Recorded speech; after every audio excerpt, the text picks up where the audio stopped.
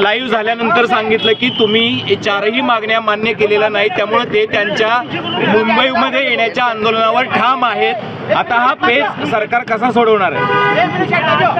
आज समितीची बैठक होती आरक्षणाच्या संदर्भामध्ये आणि उपसमितीची बैठक होती आणि त्यानंतर जरांगे पाटील ऑनलाईन त्या ठिकाणी बैठकीला होते। आपण त्याचं मला वाटतं प्रक्षेपण लाईव्ह दाखवलं, पूर्ण लाईव्ह बैठक त्या ठिकाणी झाली। पण मी पुन्हा आपल्याला सांगेल की या ठिकाणी जरांगे पाटलांवर मुंबईला येण्याची वेळ येणारच नाही। 20 तारखेपर्यंत निश्चित पॉझिटिव्ह तोडगा याच्यावर निघेल आणि त्यांना जे अपेक्षित आहे आरक्षण ते त्यांना त्या ठिकाणी मिळेल। परंतु मुंबईला एवढ्या मोठ्या संख्येमध्ये आमचे मराठा बांधव येतील, इथे काहीतरी मग अजून मग ट्रॅफिक असेल, मग लोकांचं दैनंदिन जीवन असेल, शाळेचे मुलं आहेत, कॉलेजचे आहेत, म्हणजे मोठा प्रश्न निर्माण होईल आणि म्हणून मला असं वाटतं की त्यांना जे अपेक्षित आहे ते त्यांना मिळालं तर ते या ठिकाणी येणारच नाही। आणि सरकारची भूमिका अतिशय प्रामाणिक आहे, आम्हाला टिकणारं आरक्षणच त्यांना द्यायचं आहे आणि म्हणून या बैठकीतून काय बोललो मी, काय नाही बोललो, तरी सरकार या बाबतीमध्ये अतिशय सकारात्मक आहे। मला वाटतं 20 तारखेच्या आत अतिशय पॉझिटिव्ह तोडगा त्या संदर्भामध्ये निघेल। गुन्हे मागे घेतले नाहीत, गुन्हे पण मागे घेतले नाहीत। पहिली गोष्ट गुन्हे मागे घेतले नाही, दुसरी गोष्ट अधिकारी जे आहेत ते नोंदी नीट तपासत नाहीत असा त्यांचा आरोप आहे। अधिकारी द्वेष भावनेने काम करतात। मी गेल्या वेळी ज्यावेळेला जरांगे पाटलांना भेटायला गेलो त्यावेळेला SP सुद्धा सोबत होते, कलेक्टरही होते माझ्या अंतरवलीमध्ये आणि त्या ठिकाणी त्यांच्या समोर मी सुद्धा दिलेल्या आहेत। थोडं तांत्रिक अडचण आहे त्यामुळे त्याला वेळ लागतोय हे निश्चित आहे, पण हे ठरलेलं आहे। माननीय गृहमंत्र्यांनी सुद्धा त्या ठिकाणी सांगितलं की अंतरवलीमधले गुन्हे जे आहेत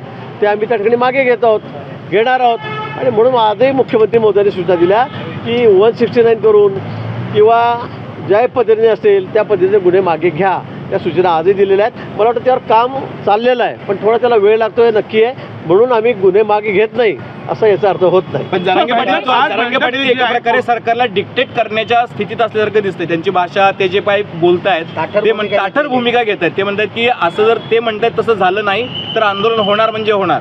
सरकारला वेटीस धरण्याचा प्रयत्न आहे। नाही, मला ठीक आहे, त्यांच्या मागण्या आहेत त्या रेटून धरलेल्या आहेत, त्यांनी जनमत त्यांच्या मागे आहे मोठं, हे खरं आहे।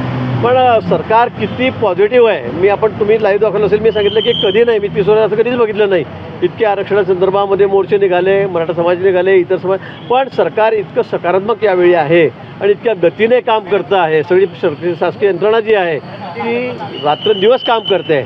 आम्ही मंत्री असून सुद्धा आम्ही दररोज बैठका करतो, एका दिवसाआड बैठका करतो, बोलतो, चर्चा करतो आणि म्हणून मला असं वाटतं की त्यांनी हे समजून घेतलं पाहिजे।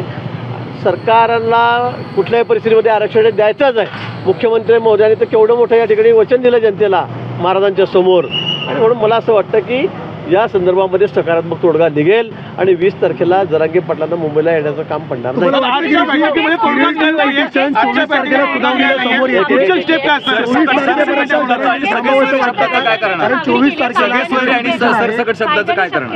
सगळे सोयरे शब्दाच्या बाबतीमध्ये आम्ही त्या ठिकाणी सांगितलेलं आहे, कारण आता म्हणजे आधी जो विषय झालेला होता तो थोडा वेगळा होता, पण आता त्यांनी सांगितला तो थोडा विषय वेगळा आहे।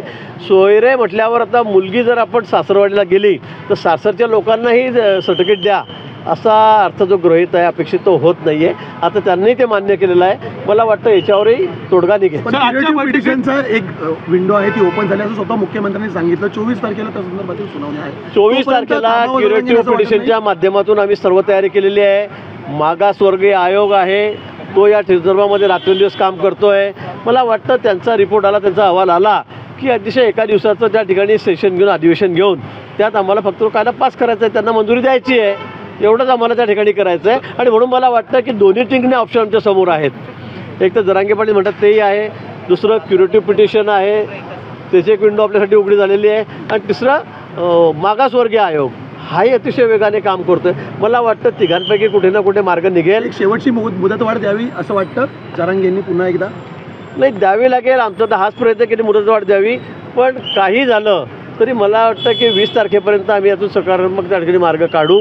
निश्चित जरांगे पाटलांना मुंबईला यावं लागणार नाही हे मी पुन्हा आपल्याला सांगतोय.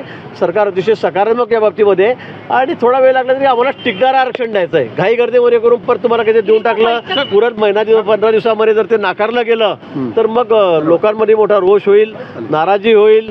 आम्हाला ते यावेळेला करायचं नाही. आम्हाला टिकणारं आरक्षणच द्यायचं आहे त्यांना. पुढची स्टेप काय असणार आता? अशा प्रकारची बैठक पुन्हा होणार? मला वाटतं चर्चा सुरू असतात, चर्चा होत राहतात. आम्ही त्यांच्याशी बोलतो. त्यांनी सांगितलं की चर्चेचे दार उघडेच आहे, शेवटपर्यंत 20 तारखेपर्यंत मी तुमच्याशी बोलेल. मला वाटतं यातून चर्चेतूनच या ठिकाणी मार्ग निघेल. पाटील यांनी आता उद्या जे मुंबईतील कार्यकर्ते त्यांना अंतर्वालीला बोलले आणि जो आंदोलन ते करणार आहेत मुंबईमध्ये त्याचा आढावा आणि एकंदरीत नियोजन ते करणार आहे. ठीक आहे, तर त्यांनी एवढा मोठा मोर्चा देणार आहेत लोक एका दिवसात होणार नाही. तयारी त्याची करावी लागेल. आम्ही आमच्या पद्धतीने अतिशय सकारात्मक तयारी करतो आहोत. ते त्यांच्या पद्धतीने तयारी करतायत. आता 20 तारखेला मोर्चा आणि 19 तारखेला सगळे चला केल्यानंतर मोर्चा काही होणार नाही. कारण मोठ्या संख्येमध्ये त्या ठिकाणी येणार आहेत. मोठा जनाधार त्यांच्या मागे त्या ठिकाणी उभा राहिलेला आहे आणि म्हणून मला वाटतं की त्यांना त्यांच्या पद्धतीने तयारी करावी लागेल. बैठक संपण्यापूर्वीच अजित पवार आणि देवेंद्र फडणवीस निघून गेले होते, काय कारण? नाही, त्यांच्या बैठका वेगळ्या होत्या, कार्यक्रम जरा वेगळा ठरला होता. आधीच ठरलं होतं की माननीय मुख्यमंत्री महोदयांना आम्ही जे समितीचे 5-6 लोक आहोत उपसमितीचे ते या बैठकीला हजर राहतील आणि म्हणून त्यांच्या कामासाठी निघून गेलेत. यातून काही दुसरा अर्थ काढण्याची गरज नाही. या बैठकीच्या पूर्वी 3-4 त्या ठिकाणी बैठक झालेली होती, ठरलेलं आहे. काय छत्रपती संभाजी महाराज असं म्हणतात की टिकणारं आरक्षण म्हणजे नेमकं काय? कारण 50%च्या वर आतापर्यंत आरक्षण टिकलेलं नाही असं त्यांचं म्हणणं आहे. आम्ही पुन्हा तुम्हाला वारंवार सांगतो ना, आम्हाला टिकणारं आरक्षणच द्यायचं आहे. सरकार या बाबतीमध्ये जे सकारात्मक आहे. आता तुम्ही आकडेवारीमध्ये फार जाऊ नका, पण मराठा समाजाला अपेक्षित जे आरक्षण आहे ते आम्ही देणार आहोत. Thank you sir.